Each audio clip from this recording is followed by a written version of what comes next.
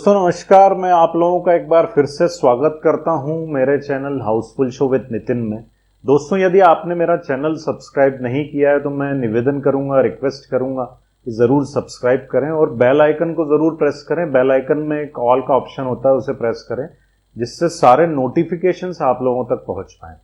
दोस्तों जीवन के हर कार्य क्षेत्र में कोई ना कोई व्यक्ति अव्वल नंबर ज़रूर होता है और यदि हम प्लेबैक सिंगिंग या पार्श्व गायन की बात करें और उसमें भी महिला पार्श्व गायिकाओं की बात करें तो निर्विवाद रूप से यूनानिमसली सर्वसम्मति से लता जी का नाम सबसे ऊपर आएगा। और इसी प्रकार दोस्तों पार्श्व गायकों की भी जब बात होगी तो यह प्रश्न उठना लाजमी है कि श्रेष्ठ पार्श्व गायक कौन है सर्वकालिक। तो दोस्तों जब ये श्रेष्ठ पार्श्व गायकों की बात आई तो मेरे जहन में 5 नाम आए, जिनमें हैं रफ़ी साहब, किशोर कुमार साहब, मन्ना डे साहब, मुकेश जी और महेंद्र कपूर साहब। और दोस्तों मैं ये जो वीडियो में जो बातें मैं कहने जा रहा हूँ इन बातों से शायद कुछ लोग मत भिन्नता भी रखेंगे, लेकिन ये बातें मैंने इस आधार पे रखी हैं जो कि तथ्यपरक हैं और इसमें मैंने उन लोगों के रेफरेंस कोट किए हैं जो कि संगीत के और गायकी के गहरे जानकार हैं। तो दोस्तों चर्चा करते हैं कि पुरुष गायकों में सर्वश्रेष्ठ गायक कौन है और किस आधार पे है। दोस्तों श्रेष्ठ पार्श्व गायन के कुछ मापदंड हैं जिनके आधार पर मैंने ये 5 नाम लिए हैं और ये मापदंड कौन से हैं ये हम देखते हैं। दोस्तों क्रमशः ये मापदंड हैं: पहला सुर पर पकड़, दूसरा टोनल क्वालिटी, तीसरा आवाज का थ्रो, चौथा बहुविज्ञता या वर्सिटैलिटी, पांचवा नीचे एवं ऊंचे के सुरों पर एक सी पकड़ अर्थात मंद सप्तक और तार सप्तक में एक सी पकड़, छठा नीचे एवं ऊंचे के सुरों में दोनों में आवाज की एक सी गुणवत्ता, सातवां चूंकि फिल्मों में पार्श्व गायन अलग अलग चरित्रों पर किया जाता है इसलिए चरित्र के अनुसार ढलने का सामर्थ्य या काबिलियत, आठवां गायन में अलंकार लगाने या श्रृंगारित करने की काबिलियत। तो दोस्तों ये 8 जो मापदंड हैं जिनके आधार पर मैंने इन गायकों को के नाम लिए हैं, इन सभी को जब इन मापदंडों पर मैं आंकता हूँ तो मुझे ये कहने में ज़रा भी संशय नहीं है कि रफ़ी साहब 100% इन सारे मापदंडों पर खरे उतरते हैं। रफ़ी साहब के समकालीन ये जो गायक हैं बाकी चारों गायक, उनमें यदि मैं रफ़ी साहब के समकक्ष किसी को पाता हूँ विशेषकर शास्त्रीय गायन में तो वो है मन्ना डे साहब। मन्ना डे साहब और रफ़ी साहब का शास्त्रीय गायन में जो स्तर था वो एक जैसा था या एक ही स्तर का था, लेकिन जो मूल अंतर मुझे दोनों की गायकी में समझ में आता है वो यह है कि मन्ना डे की आवाज़ एक कैरेक्टर की आवाज़ थी, वहीं रफ़ी साहब की आवाज़ हर कैरेक्टर पर फिट बैठने वाली आवाज़ थी। वो हीरो की आवाज़ भी थी और हर तरीके के कैरेक्टर पे फिट बैठ जाती।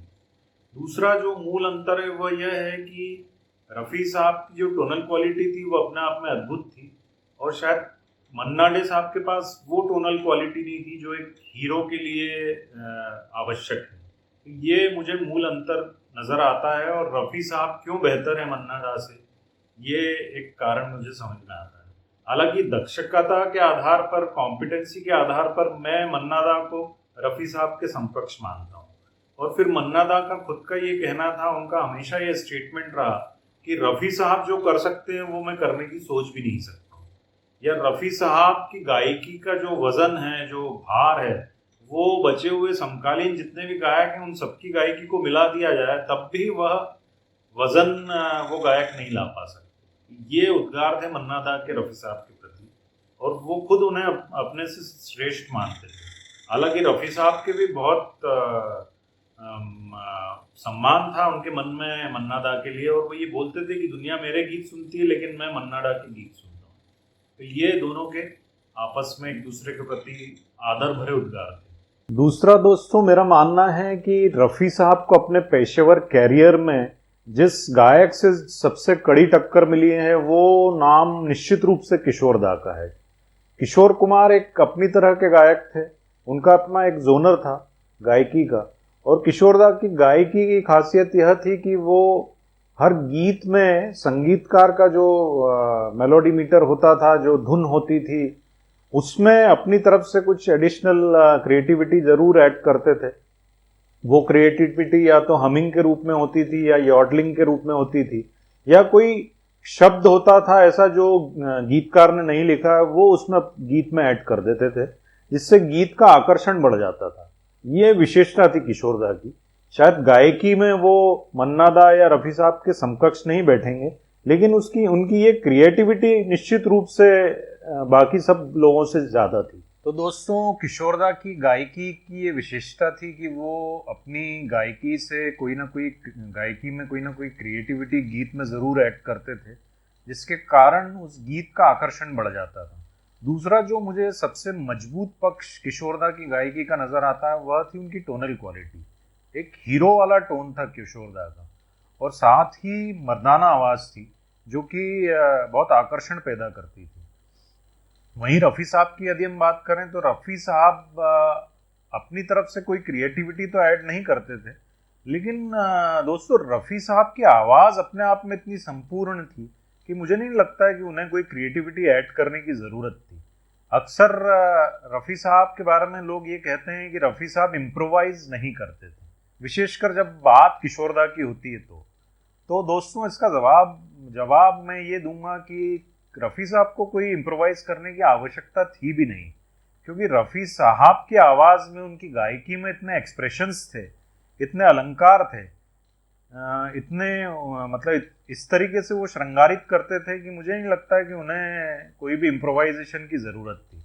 और इम्प्रोवाइजेशन की यदि हम बात करते हैं तो रफ़ी साहब के जो कॉन्सर्ट्स हुए हैं, उन कॉन्सर्ट्स की यदि आप वीडियो देखें तो एक गीत को 5 अलग अलग तरीके से रफ़ी साहब स्टेज पर गा दिया करते थे। ये कार्य वो अपने गीत में नहीं करते थे, क्योंकि रफ़ी साहब की सोच यह थी कि संगीतकार का जो डिमांड है उसको मैं पूरा करूं, 100% वैसा का वैसा ही मैं डिलीवर करूं।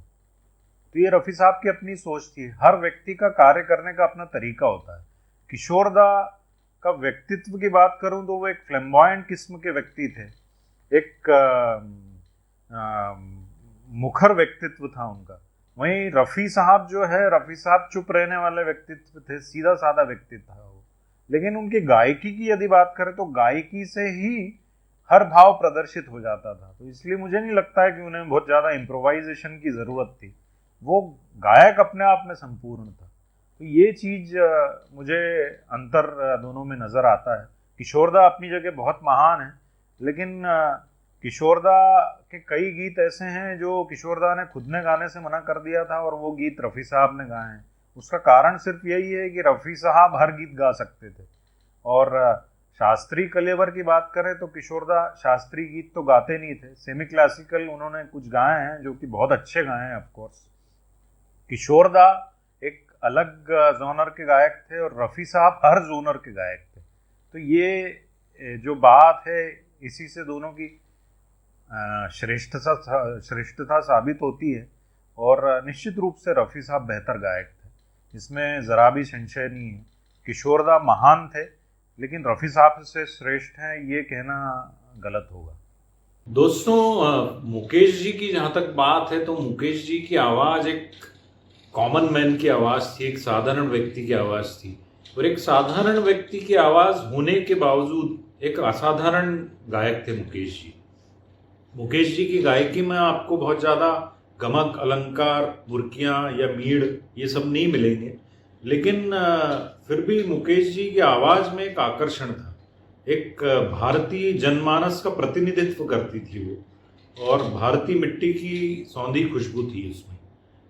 मुकेश जी जिन्होंने ज़्यादातर गीत राज कपूर साहब के लिए गाए हैं या अन्य कुछ चरित्रों के लिए गाए हैं, इन चारों बच्चे गायकों में सबसे गीत कम उन्होंने ही गाए हैं, लेकिन उनका जो हिट परसेंटेज है वो सबसे अधिक है, क्योंकि चूंकि कम गीत गाए हैं तो उनकी गीत ज़्यादा हिट परसेंटेज आता है।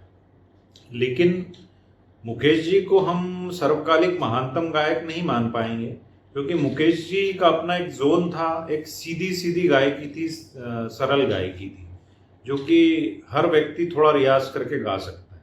तो मुकेश जी निश्चित रूप से महान गायक हैं, लेकिन महानतम कहना जल्दबाजी होगी। तो मेरा अपना इंटरप्रिटेशन है, हो सकता है कई लोग इसमें मतभिन्नता भी रखें, लेकिन ये तर्कों के आधार पर है, ये बेसलेस नहीं कह सकते आप इन्हें। दूसरा दोस्तों, आखिरी जो गायक हैं महेंद्र कपूर साहब, चूंकि हम सभी जानते हैं महेंद्र कपूर साहब तो स्वयं रफ़ी साहब के एकमात्र शिष्य थे, तो उनकी गायकी में रफ़ी साहब का पूरा पूरा असर था। वो गायक ही रफ़ी साहब को देख करके बने थे।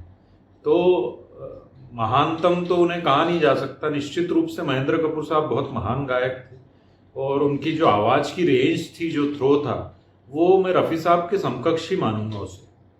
लेकिन जो मूल अंतर वह है, वो फिर से वही मूल अंतर आता है जो मन्ना डे साहब के साथ था, कि उनकी जो टोनल क्वालिटी थी वो रफ़ी साहब के स्तर की नहीं थी। लेकिन गायकी में जो उनका उस्तादी थी, जो मास्टरी थी, स्पेशली जो सुरों का जो पकड़ थी या आवाज़ का थ्रो था या नीचे ऊपर के सुरों में जो उनकी पकड़ थी, वो रफ़ी साहब के टक्कर की ही थी। लेकिन वो टोनल क्वालिटी रफ़ी साहब वाली उनके पास नहीं थी, इसलिए निश्चित रूप से रफ़ी साहब से कमतर गायक थे। तो दोस्तों, ये सारे मापदंड हमने देखे और इन मापदंडों के आधार पर मैं सर्वश्रेष्ठ गायक रफ़ी साहब को पाता हूँ। और मुझे लगता है ये बिल्कुल भी मैंने अतिशयोक्ति नहीं की है, तथ्यपरक बातें कही हैं। रफ़ी साहब सर्वश्रेष्ठ क्यों हैं, ये 8 मापदंड में हम हर मापदंड पे यदि बात करें तो सबसे पहला जो मापदंड है सुरों का थ्रो, उसकी बात करें तो रफ़ी साहब जैसा सुरों पर थ्रो मुझे नहीं लगता आज तक किसी का था। उनके गीत हम सुने यदि, जैसे चल उड़ जा रहे पंछी, या और भी जो गीत उन्होंने गाए, जहाँ डाल डाल पर सोने की चिड़िया करती है बसेरा, या फिर और भी जो गीत हैं उनके क्लासिकल बेस के, उसके आधार पर मैं ये कहूँगा कि सुरों पर ऐसी पकड़ मैंने तो आज तक किसी की भी नहीं देखी। जो ऐसा प्रिसीजन, जो परिशुद्धि थी उनके गायन में, वो मैंने आज तक और किसी में मुझे देखने को नहीं मिली है। दूसरा, जो टोनल क्वालिटी थी, टोनल क्वालिटी तो अपने आप में अद्भुत थी। वो आवाज़ हर चरित्र पर फिट बैठती थी। तो और हीरो की आवाज़ तो थी ऑफ कोर्स। आप रफ़ी साहब के कोई गीत को सुने सुबह सुबह तो आपको ऐसा लगा जैसे सुबह की ताजी ओस में जो ताजगी रहती है, वो ताजगी है उनकी आवाज़ में। तो अद्भुत टोनल क्वालिटी थी रफ़ी साहब की आवाज़ में। आवाज़ का थ्रो ऐसा था कि उनकी आवाज़ यदि हम गीत कोई लगा दें तो गुंजायमान रहती है। तो आवाज़ में एक नेचुरल थ्रो था, नेचुरल इको था उनकी आवाज़ में, जो कि मुझे आज तक और किसी की आवाज़ में देखने को नहीं मिला। आगे हम बात करें बहुविज्ञता या वर्सेटैलिटी की, तो वर्सेटाइल का अर्थ ये होता है जो व्यक्ति, जो गायक हर तरीके का गीत गा पाए, उसे हम वर्सेटाइल कहेंगे। अब इसमें रफ़ी साहब से बेहतर आप ही बताएं और कौन होगा। जिस व्यक्ति ने शास्त्रीय कलेवर के गीत गाए हों, जिसने भक्ति गीत गाए हों, जिसने गज़ल गाई हो, जिसने कव्वाली गाई हो, जिसने देशभक्ति गीत गाए, और रफ़ी साहब ने अकेले ने 150 देशभक्ति गीत गाए। वहीं अन्य ये जो 4 गायक है कि इनकी बात करें तो मेरे ख्याल से उंगली पर गिन लेंगे आप इतने गीत इन्होंने देशभक्ति के गाए। वहीं भक्ति गीत भी रफ़ी साहब ने एक से बढ़कर एक किया है, चाहे वो राम भजन हो, शिव जी का भजन हो, स्तुति हो, माता जी की स्तुति हो, आप कोई भी गीत ले लें रफ़ी साहब ने गाया हुआ है। दूसरा, आप अगर हम उम्र की बात करें तो ऐसे कैरेक्टर जिनकी उम्र कम थी, जैसे जगदीप जब 14 वर्ष के थे तब भी रफ़ी साहब ने उनके लिए प्लेबैक सिंगिंग दिया है, और जब वो युवावस्था में ऐसे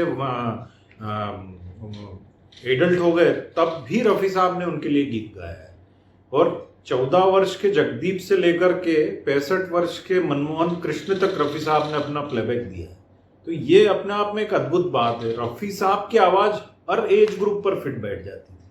इसके अलावा हम जानते ही हैं कि गोल्डन इरा में रफ़ी साहब ने दिलीप कुमार, देवानंद, जॉय मुखर्जी, सभी जो भी कलाकार थे, शम्मी कपूर साहब, धर्मेंद्र आए बाद में, उन पर राजेंद्र कुमार पर, मतलब ऐसा कोई कलाकार नहीं है जिस पर रफ़ी साहब ने अपनी आवाज़ नहीं दी हो।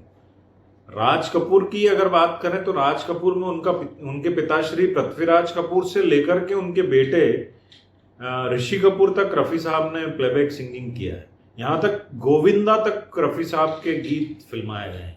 तो ऐसी वर्सिटैलिटी मैंने तो आज तक किसी में नहीं देखी कि 1940s के जो हीरो हुए हैं उनसे लेकर के 70s, लेट 70s या अर्ली 80s में जो हीरो हुए हैं वहां तक रफ़ी साहब ने प्लेबैक सिंगिंग की है। तो ये मेरे को तो बड़े अचंभे में डालती है ये बात, और किसी में ये बात मैंने नहीं देखी। दूसरा, नीचे एवं ऊंचे के सुरों पर एक सी पकड़, तो ये कहना बिल्कुल भी गैर जरूरी है कि रफ़ी साहब की पकड़ दोनों सुरों पर एक सी थी।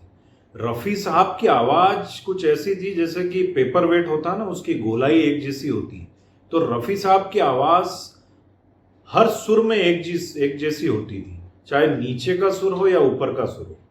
तो ये अपने आप में एक अद्भुत क्वालिटी है। दूसरा, नीचे एवं ऊंचे के सुरों में दोनों में आवाज की गुणवत्ता एक सी, तो वो ये जो मैंने पॉइंट बोला उसको कवर करता है।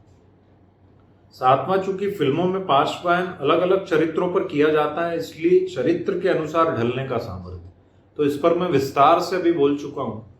14 वर्ष के जगदीप से लेकर के 65 साल के मनमोहन कृष्ण तक रफ़ी साहब ने प्लेबैक सिंगिंग दिया है, और उसमें बीच में जो चॉकलेटी हीरो हैं वो भी सब शामिल हैं। तो ऐसी वर्सिटैलिटी, ऐसी एडेप्टेबिलिटी मेरे ख्याल से और भी कोई भी गायक में देखने को नहीं मिली। गायन में अलंकार लगाने या श्रृंगारित करने की क्षमता या काबिलियत। दोस्तों, रफ़ी साहब एकमात्र ऐसे गायक हैं जो अपनी गायकी में सारे अलंकार लगाते थे। अलंकार से मेरा तात्पर्य है गीत को श्रृंगारित करना, जैसे कि मीढ़, गमक, खटका, मुर्कियां, इन सभी अलंकारों का प्रयोग करना। और दोस्तों, ये बड़े आश्चर्य की बात है कि रफ़ी साहब कई बार एक मुखड़े या एक अंतरे में ही सारे अलंकारों का प्रयोग कर लेते थे। अब आप ही बताएं, ऐसा कोई गायक अन्य हुआ है क्या? मेरे ख्याल से तो नहीं हुआ। रफ़ी साहब की अगर हम मॉडर्न गायकी की बात करें तो रफ़ी साहब ने मॉडर्न स्टाइल के भी गाने गाए हैं जो शायद इन सभी गायकों में संभवतः किशोर दा या फिर महेंद्र कपूर साहब ने गाए हैं। रफ़ी साहब ने क्लब वाले गीत भी गाए हैं, ऑर्केस्ट्रेलियल जिसमें ज़्यादा इन्वॉल्वमेंट होता वो वाले गीत भी गाए हैं। तो इस प्रकार की एडेप्टेबिलिटी मैंने तो और कहीं नहीं देखी। इसलिए दोस्तों, ये सारे तथ्यों के आधार पर मैं रफ़ी साहब को महानतम पाता हूँ। संभवतः हर किसी का अपना एक प्रिय गायक होता है, लेकिन तथ्यों के आधार पर रफ़ी साहब ही सर्वश्रेष्ठ गायक मेरे अनुसार हैं। बाकी सबका अपना मत हो सकता मेरा ये वीडियो कई लोगों को अच्छा भी न लगे, लेकिन दोस्तों मैंने जो बातें कही उससे आप इनकार नहीं कर पाएंगे। दोस्तों, यही मेरा वीडियो था आज, और भारतीय फिल्म संगीत में स्वर्णकाल के या सर्वकालिक महानतम गायक कौन है, इसका उत्तर देने के लिए मैंने ये वीडियो बनाया था। मैं संगीत का जानकार नहीं हूँ, लेकिन ये मैंने सारे तथ्य उन लोगों को सुनकर के दिए हैं जो संगीत के जानकार हैं। तो कृपया मेरी बातों को अन्यथा ना लें और मेरी बातों पर विचार करें, और आप भी ये पाएंगे कि रफ़ी साहब सर्वकालिक महानतम गायक हैं। दोस्तों नमस्कार, इसी प्रकार के वीडियो मैं आप लोगों के लिए लेके आता रहूँगा। अपना खूब ध्यान रखें और हमेशा स्वस्थ एवं मस्त रहें।